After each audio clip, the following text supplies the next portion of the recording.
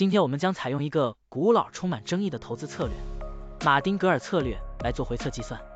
股票市场中，马丁格尔策略就是在股价下跌时增加投资，以较低的平均成本获得更多的股份，然后在股价上涨并达到盈利目标时，一次性卖出获利了结。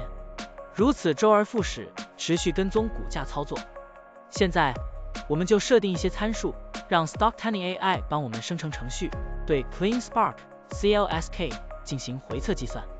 设定参数如下：最大买入次数7次，最大加仓比例 1.5 倍，每次买入股价下跌的比例 10%， 获利卖出的上涨幅度 5%， 运行时间从2023年1月1日到2024年5月2日，交易手续费设定为 0.10%。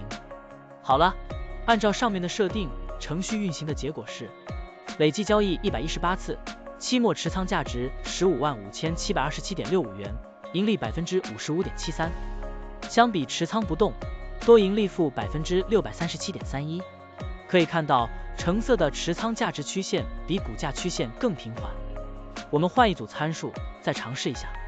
最大买入次数5次，最大加仓比例 1.5 倍，每次买入股价下跌的比例 8%， 获利卖出的上涨幅度 3%， 这样就可以得到新的回测结果。累计交易148次，期末持仓价值277375.21元，盈利 177.38%。相比持仓不动，多盈利负 515.66%。股票的波动特性不一样，盈利效果就不同。参数设定不同，盈利效果也会不同。怎样找到最优的组合呢？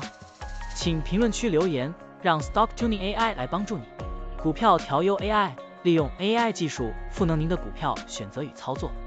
本站内容不构成对任何人的投资建议，您应当基于自己的独立判断做出决策。扫描二维码获取文字稿，欢迎点赞、评论、转发。